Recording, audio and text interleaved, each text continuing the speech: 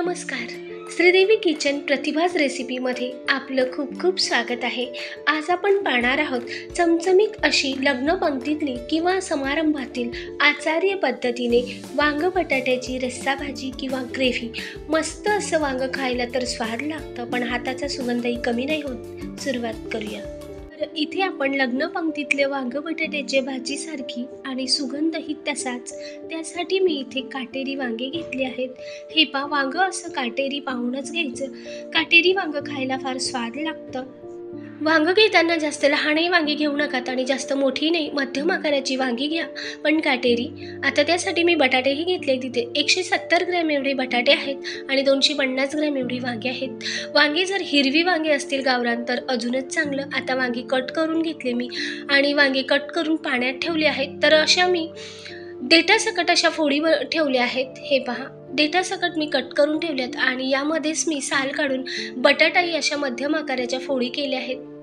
तुम्ही जर बटाटा वेगळ्या पाण्यात ठेवत असणार तरी काही हरकत नाही, पण देठाचं वांग आहे त्यासोबत बटाटाही सोबतच शिजतो. त्यानंतर इथे आपण एक छोटंसं वाटण बनवून घेणार आहोत. तर अर्धी वाटी सुक्या खोबऱ्याचा किस घेतला आहे. त्यानंतर घेतला आहे 1 इंच आल्याचे असे तुकडे करून घेतलेत. सोबतच 10 ते 15 लसण पाकळ्या. यापेक्षा जर तुम्ही अजून लसण घालत असणार तरीही चालेल. या लसण पाकळ्या थोड्याशा मोठ्या आहेत. त्यानंतर मुठभर कोथिंबीर. आता मिक्सरच्या भांड्यात हे मसाले घालून घेऊयात. इथे आपण पाणी न वापरताच हे कोरडंच वाटण तयार करणार आहोत. वाटण तयार करून घेतलं.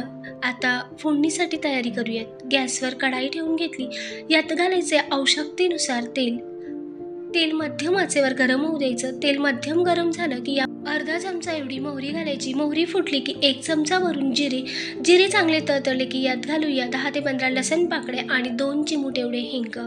गॅस आता आपल्याला मंद आचेवर करायचं आहे आणि मंद आचेवर करूनच आपल्याला जे आपण वाटण तयार करून घेतलं होतं पाणी न टाकताच ते वाटण घालून एकसारखं मंद आचेवर हे वाटण परतवायचे.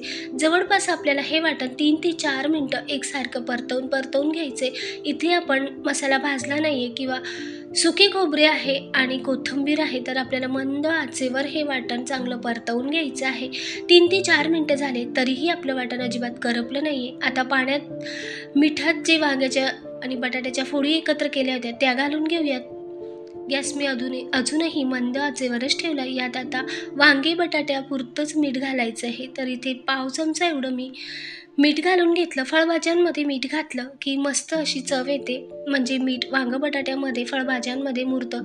आता एकसारखं मध्यम आचेवर करून हे वाटण आणि वांगी बटाटे परतवून घेऊयात. तुम्ही जर वांग्याचं देठ काढून घेणार असणार, अशीच चिरत असणार, तर सुरुवातीला अगोदर बटाटा टाका. बटाटा शिजायला थोडासा वेळ लागतो. आता मी 1 मिनटासाठी असं झाकण ठेवून घेतलं.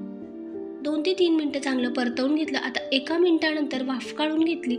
तर तुम्ही पाहू शकता मस्त असं मसाला वांग बटाट्यात मुरलं आहे. मीठसुद्धा पुन्हा आपण परतवून घ्यायचे. 1 मिनिटासाठी हलवून घेऊयात. तर अजिबात हे वाटण खाली करपलेलं नाही आहे. तर आता यात घालूया काही पावडर मसाले.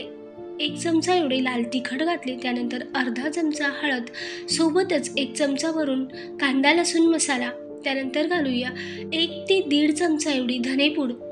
वांग्याच्या भाजीमध्ये थोडंसं धनेपूड जास्त घालायचं. त्यानंतर घालूया 1 चमचा एवढा गरम मसाला किंवा तुम्ही कुठलाही साठवणीचा मसाला घालू शकता. त्यानंतर फोडणीतच थोडीशी चिरलेली कोथिंबीर आणि हे पुन्हा पावडर मसाल्यांसोबत मंद आचेवर एकसारखं हे परतवून घ्यायचं आहे.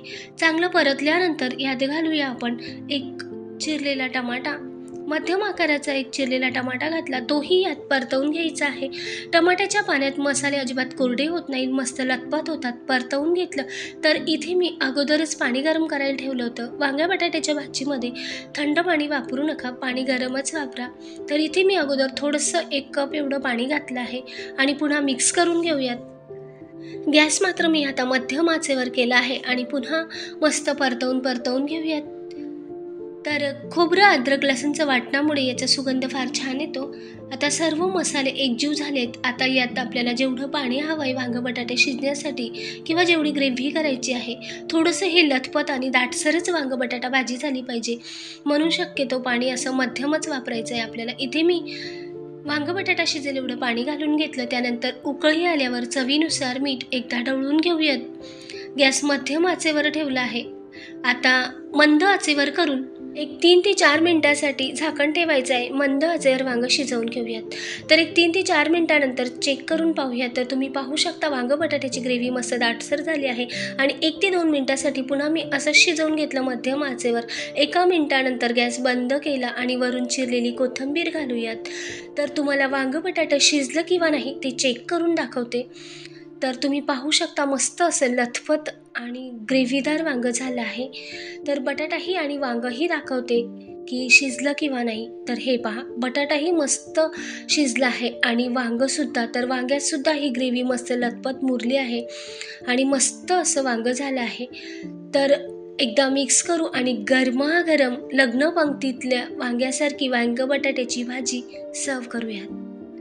तर तुम्ही पाहू शकता लग्न पंक्तीतलं किंवा समारंभातल्या वांगं बटाट्याच्या भाजीसारखी ही ग्रेव्ही झाली आहे. तरी मस्त आली आहे. तर लग्न पंक्तीतल्या आचार्य पद्धतीने वांगं बटाट्याची रेसिपी आवडली असेल तर लाईक करा, शेअर करा, सबस्क्राईब करायला विसरू नका. कमेंटमध्ये नक्की सांगा. नवीन रेसिपीसोबत पुन्हा भेटूया. धन्यवाद.